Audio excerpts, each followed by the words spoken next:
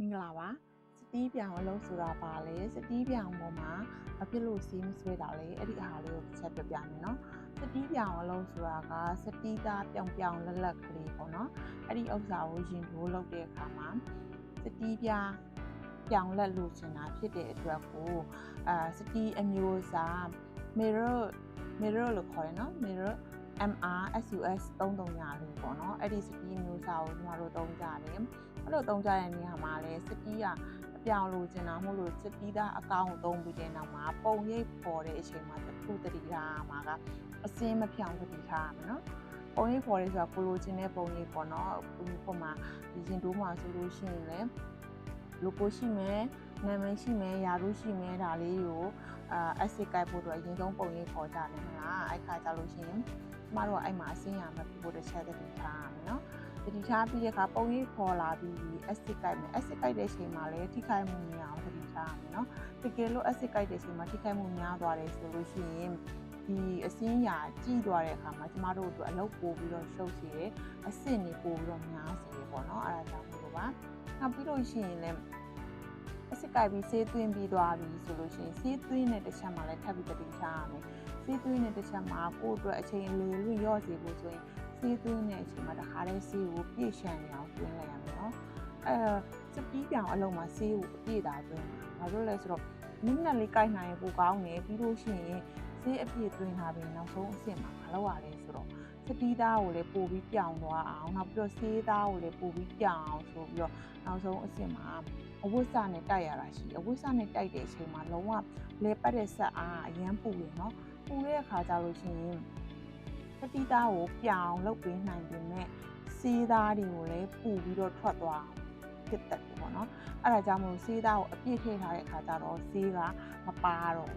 တချို့ဟာတွေဆိုရင်အကုန်လုံးမထွက်သွားဘူးတနေရာမှာပုံပြီးထူနေတနေရာပါပြီးထွက်သွားတယ်သူတိုက်တဲ့အချိန်မှာတိုက်တဲ့လူရဲ့လက်ပေါ်မူတည်ပြီးတော့ပိုပြီးထိရဲ့နေရာပိုပြီးတော့ဆေးကထွက်သွားတာပေါ့နော်အဲ့ခါကျမှပါသွားတယ်ထူတဲ့နေရာထူပွားရဲ့နေရာပါဖြစ်နေတာပေါ့အဲ့ခါကျလို့ရှိရင်ဘာတတိထားရမလဲဆိုတော့ဆေးကိုပါတဲ့နေရာလေးပေါ်ပဲထပ်ပြီးတော့ပုံမထည့်ပါနဲ့အသစ်ကနေပြန်စပြီးတော့အကလုံးဆေးထုတ်လိုက်ပါနော်အဲ့ဒီဆေးအဟောင်းကိုဆေးထုတ်လိုက်ပါဆေးထုတ်ပြီးတော့မှဆေးအသစ်တာပြန်ထည့်လိုက်ပါဘာဖြစ်လို့လဲဆိုတော့ပထမဆေးအဟောင်းမှာကအပူချိန်နဲ့တိုက်ထားပြီးသွားပြီဆိုတော့သူ့ရဲ့ဆေးသားမာကျစ်နေပြီနောက်အသစ်ထပ်ထည့်လိုက်မယ်ပါသွားလို့ဆိုပြီးအသစ်ထပ်ဖြည့်မယ်နေရာဆေးရကြတော့ဆေးသားကပွားနေပြီအဲ့ချိန်မှာအဲ့ဆေးနှစ်ခုကသွားပြီးတော့ထုံးမဆွဲဘူးเนาะမဆွဲတဲ့အချိန်ကျလို့ရှိရင်နောက်တစ်ခါပြောင်းသွားပြန်တိုက်ပြန်ဆိုလို့ရှိရင် तू ကအထက်ကလေးတွေဖြစ်နေရောဆေးရတစ်ခုနဲ့တစ်ခုလေပြီးတော့ပြန်ပြီးတော့အဲ့နေရာပဲပြန်ပြီးဆေးရပြန်ကျွတ်ထွက်သွားပြန်အောင်အဲ့ဒါကြောင့်မလို့အကယ်၍မှာပထမဦးဆုံးအဆင့်မှာတွေကအဆင့်နည်းစေချင်လို့ရှိရင်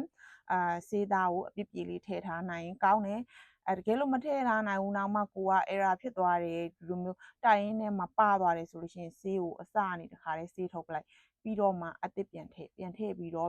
အဝတ်စားနဲ့ပြန်တိုင်နောက်ဆုံးအဆင့်ပေါ့နော်တကယ်လို့ဖြတ်တဲ့တောက်တဲ့နေရာမှာဆိုလို့ရှိရင်လည်းသတိထားရပါတယ်ဘာဖြစ်လို့လဲဆိုတော့ तू ကတခုခုနဲ့ချစ်မိနေတာမှ तू အရာလေးဖြစ်သွားရပေါ့နော်အဲ့ဒါဆိုလို့ရှိရင်ကျမတို့ရှိမှာက error အဖြစ်သတ်မှတ်ပြီးတော့အစအနေပြန်ပြီးတော့ပြုပြင်ရပါတယ်အဲ့ဒါကြောင့်မလို့စတီးပြောင်အလုပ်ကလည်း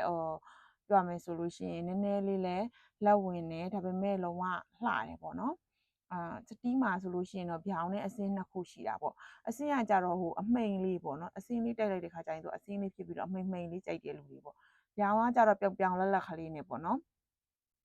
အကြံပြုချင်တာကတော့လေတကယ်လို့စတီးပြောင်ကိုသုံးနေဆိုလို့ရှိရင်စတီးပြောင်ရင်တိုးလေးကိုသုံးကြမယ်ဆိုလို့ရှိရင်တော့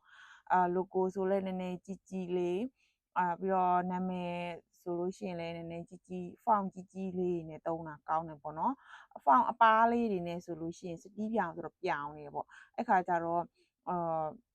သူများတစ်ဖက်လူကကြည့်တဲ့အချိန်မှာတစ်ဖက်လူကဒီလူနာမည်ဟိုဖတ်မှာပေါ့ဖတ်တဲ့အချိန်မှာတိတ်ပြီးတော့ဟိုပြောင်နေ font ကလည်းတေးနေဆိုလို့ရှိရင်တိတ်ပြီးတော့မထင်ရှားဘူးပေါ့နော်အဲ့လိုမျိုးပါဟုတ်ကဲ့အားလုံးကျေးဇူးတင်ပါတယ်ရှင်